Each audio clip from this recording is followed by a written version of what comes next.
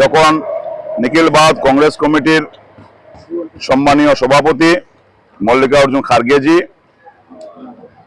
নির্দেশক্রমে আসাম প্রদেশ কংগ্রেসের নতুন সভাপতি রূপে গৌরব গগৈকে দায়িত্ব দেওয়া হয়েছে, সেটা একটা আসামের রাজনৈতিকের জন্য এটা একটা ঐতিহাসিক দিন।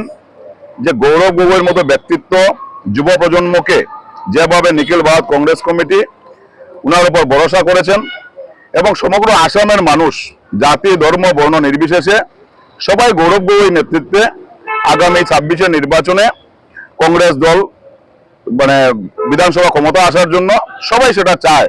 গোটা আসামের মানুষ চায় যে গৌরব গগৈ কংগ্রেসের নেতৃত্ব দেব।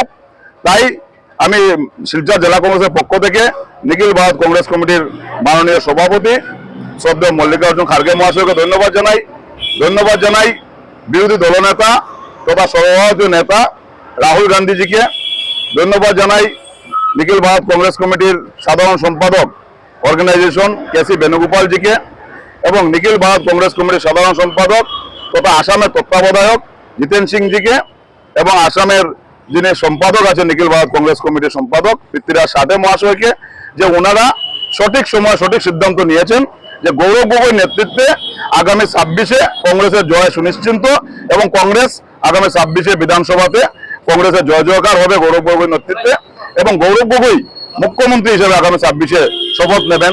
আজকে যেভাবে সমগ্র আসামের মানুষ গৌরব গগৈকে দায়িত্ব দেওয়ার সাথে সাথে কংগ্রেস কর্মীরা যেভাবে একটা অক্সিজেন পেয়েছে নতুন করে, যেভাবে কংগ্রেস দলের কর্মীদের মধ্যে উৎসাহ এসছে, আমরা নিশ্চিন্ত যে আগামী 26-এ গৌরব গগৈর নেতৃত্বে আসামে কংগ্রেস দলের সরকার গঠন করবে। এবং কালকে গৌরব গগৈ এই যখন সভাপতি হিসেবে নিযুক্তি দেওয়ার পর থেকে আসামের মুখ্যমন্ত্রী যেভাবে উনি ভয় পেয়েছেন, উনি আগে থেকে জানতেন যে গৌরব গগৈ যদি নেতৃত্ব দেন তো কোনো অবস্থায় ওনারা 26-এ আর ওনারা গদি দখল করতে পারবেন না, 26-এ সরকারে ওনারা আসবেন না।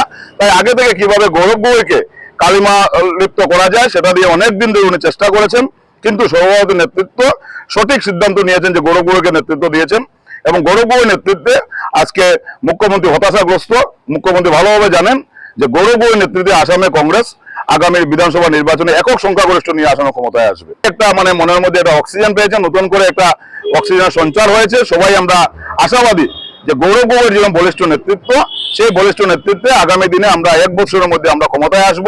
সেই আনন্দে আজকে কর্মীরা সবাই উৎসাহিত হয়ে কংগ্রেস অফিসে আসছেন এবং আমরা সবাই মিলে সেই আনন্দে উৎসাহে আমরা উদ্দীপনায় সবাই মিলে সেই উদযাপন করেছি আমরা।